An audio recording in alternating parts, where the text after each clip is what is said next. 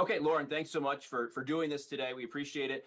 Let's start with the idea of sanctuary status and what that actually means. Let's start at the local level in the city of Albany, because that's where, as you know, Kathy Sheehan says we are a sanctuary city, but you know there are times, whatever, there's only certain situations. He said that's more of a framework. It's not exactly a law, if you will. And you do have the police chief saying that they won't work with ICE in that aspect too. So in the city of Albany, what does sanctuary mean? What does their policy to you mean at this point?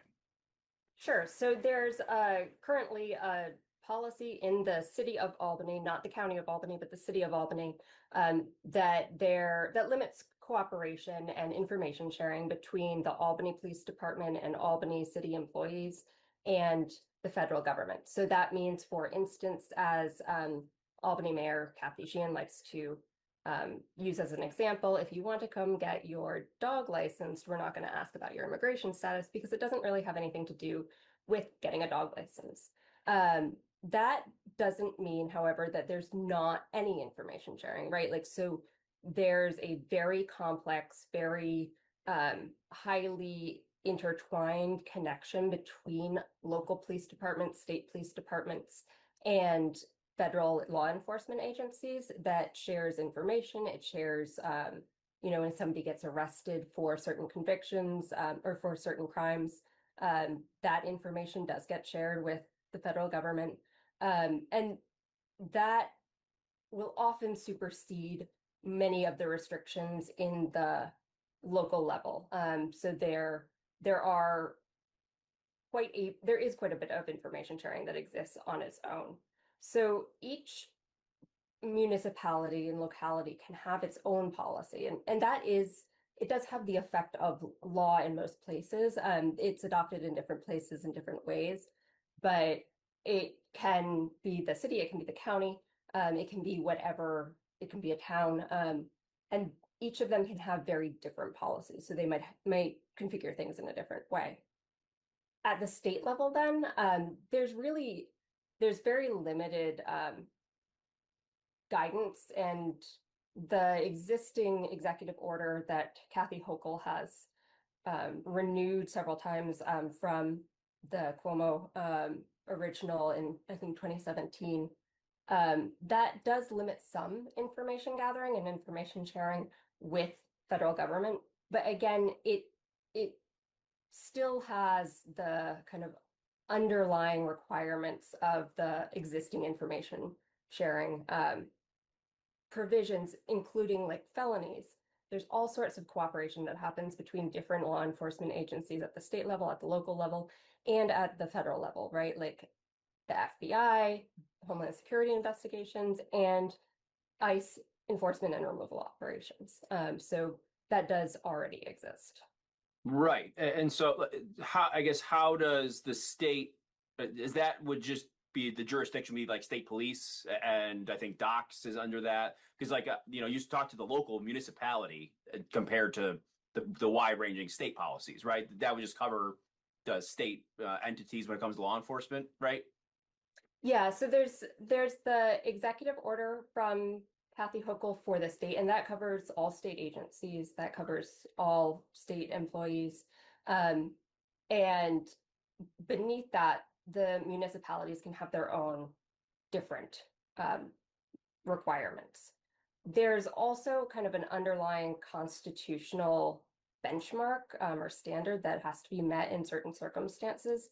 And that's been decided by state courts in New York and by federal courts, that a local officer, a local police department can't act in certain ways on behalf of ICE due to the distinction between criminal standards and civil standards. So local police department has to, they have certain standards under the Constitution that they have to meet as far as probable cause, and that's regulated fairly heavily under the state and federal constitutional structure.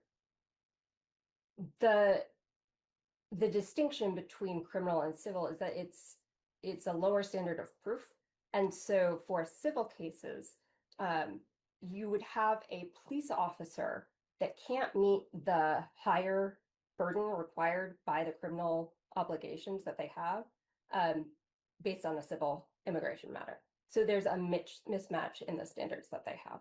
And under that, it is a little bit more complicated, but it doesn't comply with the requirements of the kind of constitutional norms. So you then sort of look at almost, you could say, the opposite of what the city of Albany does. You go over the river in Rensselaer County, which is the 287G, right? How is that different? So a 287G agreement, 287G just is it refers to a regulation in the Code of Federal Regulations, and that is an affirmative agreement between a local county, a local police department, but local county and ICE in particular to do specific things. There are a couple different ways that the 287G agreements can be configured, but it's more of a contract agreement, right? It's more of a, we have extra jail space and the federal government is going to pay us to house people in that jail space. There's another part of the 287G agreement that I think has a lot of opportunities to be challenged constitutionally, which would allow the local police officers to be deputized as ICE officers. And that, again, that goes back to the constitutional issues that I mentioned in the previously. It creates this big issue between what our requirements are for our law enforcement at the state and local level, and what standards they're required to meet.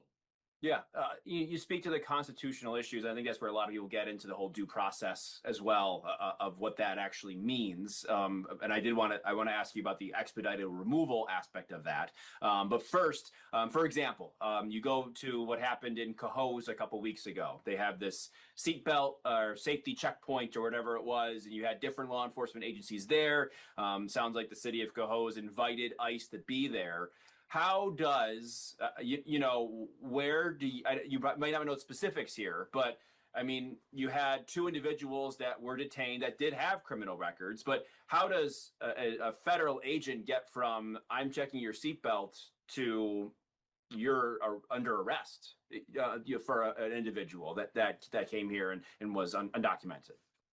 So I'm not that intimately familiar with the specifics of the facts of that, so I may misstate things. So I mean, hypothetically, I guess, what would have to happen for them to find that out? That someone, you know what I mean? In that case, what would they need to do, or what would that person need to divulge in order for them to be able to go and figure out who this person even is? I think that's a great question. And it ties into a lot of the due process concerns that have come up in these in the current enforcement patterns.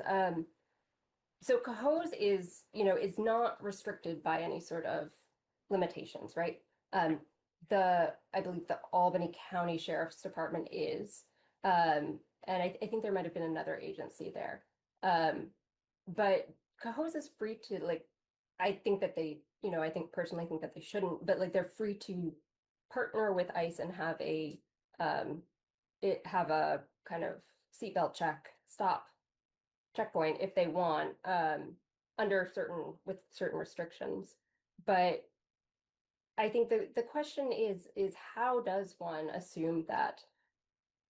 get from a stop for a seatbelt to all of a sudden getting pulled over? And I think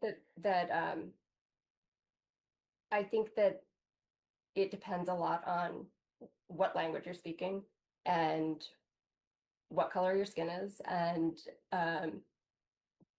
there are various other elements. So like things like broken taillights, things like expired registration or expired licenses, those can all factor in. But I think a lot of the times what kind of more broadly, I think especially what we're seeing right now is that the probable cause isn't getting met without a lot of profiling happening. And so for going from a seatbelt check to what is your immigration status on the side of the road, right? That happens very quickly, especially if the ICE agents are right there waiting for you. What does a person then, what should they do in that situation? Um, What are they entitled to be able to do? so the Constitution applies to everyone in the United States, regardless of your immigration status. That said, ICE is, again, because it's civil law, not held to the same standards as criminal law, right? So the criminal protections that would apply don't apply in the civil context to the same extent. That doesn't mean that ICE doesn't need a warrant, so they need a real warrant in order to require things like a search or a seizure in most cases. They still need probable cause. Somebody in that situation doesn't have to talk to ICE. They don't have to share their immigration status. They don't have to allow ICE to search their car unless there's a specific reason, and they don't have to consent to sharing any of the information about their immigration status. They can and should ask for an attorney, and that's pretty much in most circumstances all that should be said. What do you make of, I believe that the press secretary has come on and said, well, they already committed the crime. They came here illegally. That's the first crime they committed. Does that Not fall any of this? No. There's You've heard that said, right? I mean, that's been part of the response. yeah. So my response to that was yes, that has been said. No, that's not right. So immigration, again, it is civil, not criminal. And so there are many different ways that people can come to the country, right? Like you can come in a tourist visa from Denmark and overstay your visa and you're in the country. You can come from, I don't know, Mexico for a work trip and then leave. You can come for, to study in school or for short-term work or for a green card, right? Like to reunite with your family. And there are many ways to lose immigration status when you're in the United States. So you might not leave the country before your visa expires. So that's one way. You're still in the country, but you haven't committed a crime, right? Generally speaking. But like simply being present is not a crime. People may have been paroled in. The parole process has been routinely used over decades to allow people to come into the country. The distinction is probably too fine to make anybody other than immigration attorneys be interested in learning about, but it really, being in the United States on its own is not a crime. There is a misdemeanor offense for crossing the border irregularly between ports of entry. So if you cross a border, that is a misdemeanor. It has a maximum 6-month sentence and like a minimal fine, right? It is a low level offense in terms of kind of like pretty much anything else. Like if you take mail from somebody's mailbox, that's like I think a 6-month or a year minimum or maximum penalty. So it is a low-level offense. There is a felony. There's a felony provision if you've crossed the border more than once.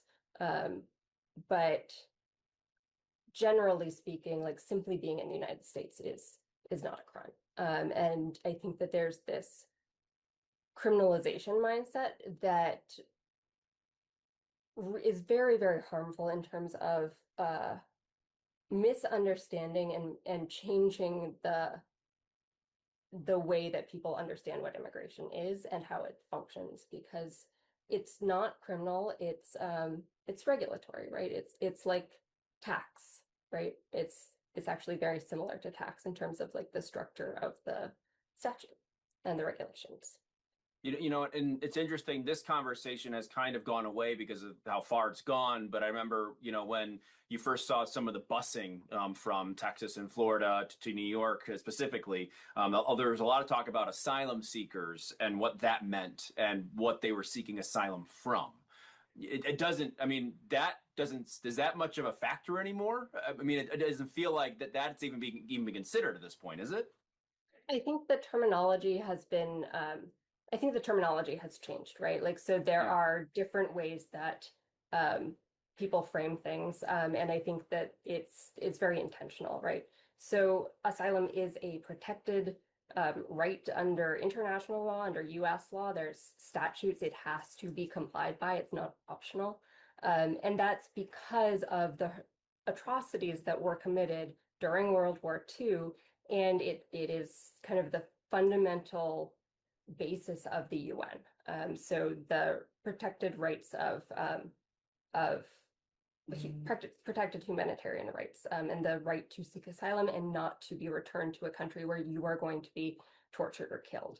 And that is obligatory. It's not optional. And so when when people kind of get framed as criminalized, and I think really turned into metaphorical monsters, it removes their humanity and it diminishes the opportunity to kind of understand and give them the chance to prove that they actually do, in many circumstances, have potentially an asylum case, potentially another case, but it they it removes their the likelihood that they're going to be sympathetic in some way.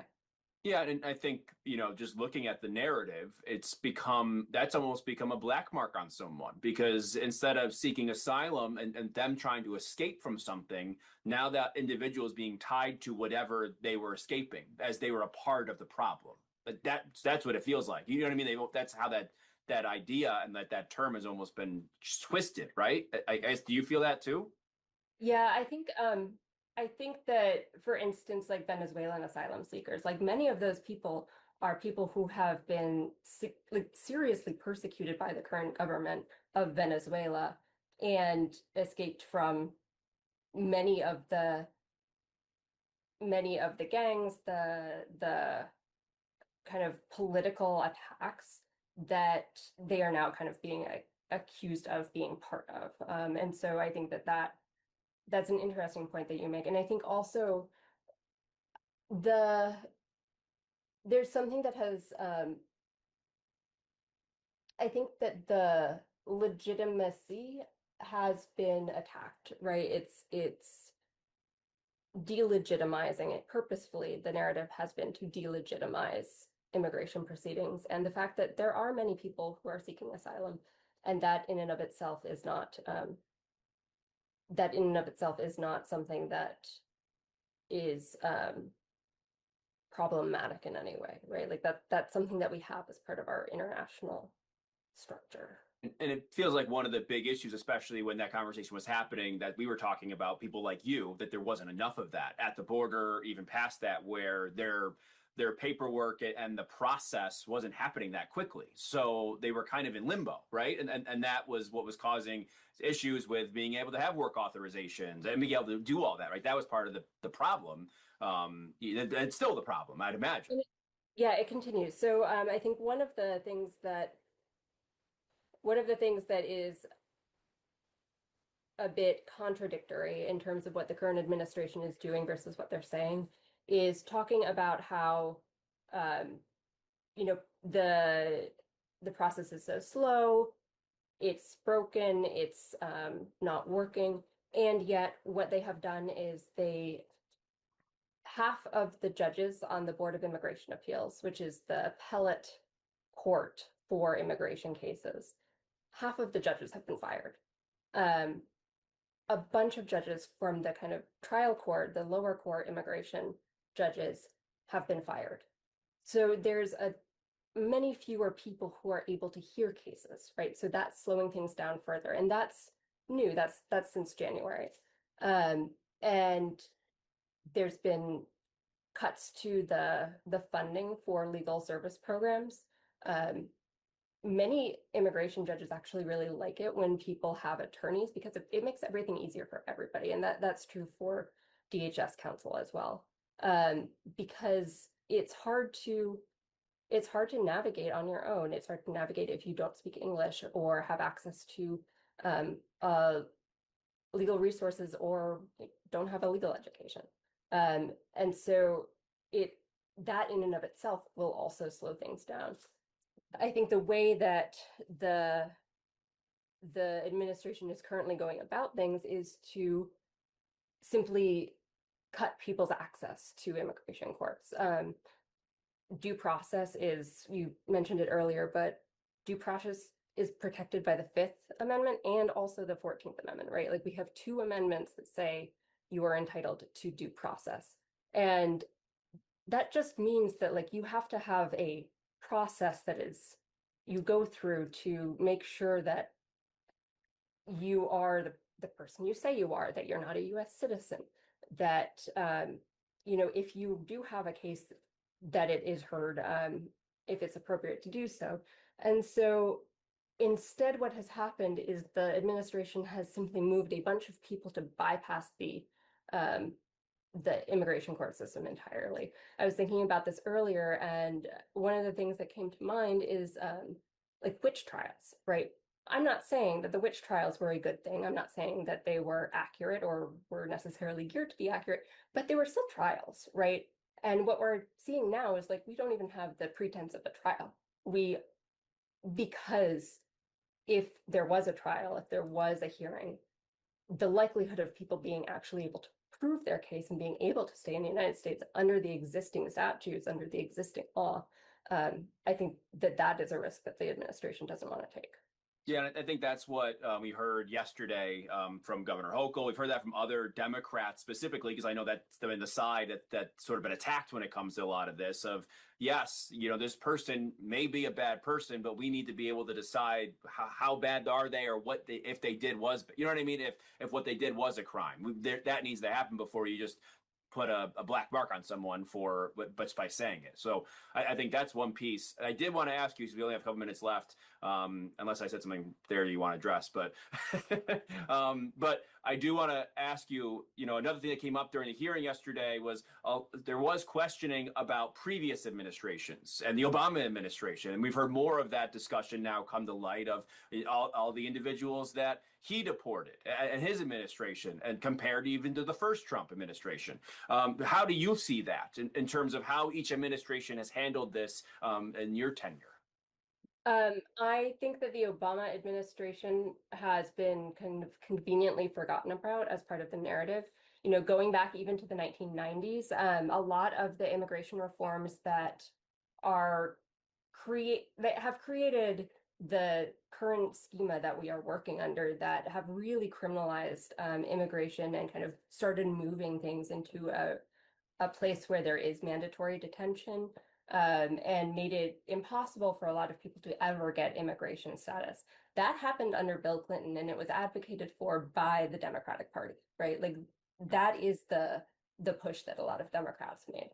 And I think that a lot of what we're seeing now is also like Democrats and the Democratic Party moderating their behavior and moderating their positions.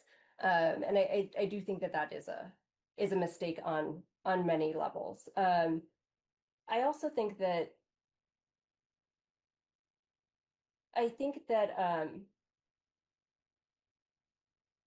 particularly kind of over the course of the Biden administration, I think it was noticeable.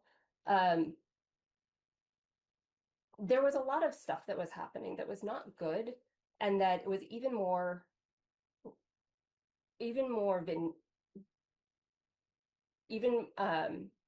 harsher than a lot of what the first Trump administration had implemented. And even though kind of the narrative was created that it was super friendly for immigrants, a lot of that was simply untrue, right? Like there was a lot of really harsh immigration policy that was adopted under the Biden administration. And I think that that has also kind of very conveniently been forgotten about in the near term. Yeah, I remember speaking with some advocates, New York Immigration Coalition, right before Biden left office, and I asked, "Well, are there preemptive measures?" And some of the measures were undoing something that administration had already done. I can't remember specifically, but there were different things that he thought that needed to be changed, already rolled back that they'd already done. So I guess just to follow up to that, has the reaction to this is we're seeing LA, these demonstrations and these calls in New York State for New York for all. Do you think the reaction has been because the numbers aren't what they want them to be, as we know, in terms of deportations at the federal level? Is this reaction because of the heavy-handed nature and the messaging more so than anything else? Or I mean, I guess. Or the stories like we heard in Cohoes, is that stuff just coming more to light now? I'm just curious, like the whole dynamic that we're seeing right now when it comes to this. I think part of what the current administration is doing, it's not just the deportations, right? It is creating a narrative that does on its own its own thing, right? Like that in and of itself is creating fear in communities. It's chilling speech. It is making people afraid to go report crimes, right? And so I think that that is intentional, and I think that there are many people in the administration, in the campaign, who made it very clear that that was the point, right? Like that the point was to create an environment of fear, not only for people without immigration status, but for advocates, for immigration attorneys, and I think that we've continued to see that. There has been, I can't remember who it was off the top of my head, but you know, people in the administration over the past couple months who have said things like immigration attorneys are, you know, aiding and abetting terrorists simply by representing people. And I think that that narrative, it again, kind of going back to what I was talking about earlier in the conversation, it it makes it so people are afraid to do anything, and it really silences dissent. Um, and it doesn't just kind of violate people's rights, but it completely does away with them. And I We think have, that that's sorry to oh, go interrupt you. ahead. We have had, you hear the stories of, people disappearing. Is there an obligation by these federal authorities to report what they're doing to us, to families, to municipalities? Do they have an obligation to tell people when they do it or what they're doing? Because they haven't. Uh, so ICE is supposed to enter people into the ICE detainee locator, which is available on their website. And that if you put in somebody's name, their A number, their file number, and the country of their passport, it should be able to find somebody. There's been a lot of delay, as being reported, in inputting that information, so it's harder to find people. Especially in certain areas of the country. And there's no obligation to, like, for instance, disclose to a community who has been arrested, right? Part of the, I think, reason that it is so difficult to get attention on some of these issues is because it's so secretive. People are, arrested. They may not have any community members. They may not have any family here. And there may not be anybody who knows where they are or is looking for them. And there's no way to actually get that information. And I think that there's a balance to be made between privacy and protecting people's privacy, especially people who are in asylum proceedings who may have really deeply held and genuine and rational fears about persecution from their previous government. And not wanting that to be disclosed, especially if there's a chance that they were to be returned to their country. But then kind of the flip side of that is that it's really hard to figure out where people go and what's going on and get their stories. And I think that that balance isn't right yet. Lauren, thanks for the time. Appreciate it. Thank you so much. Take care.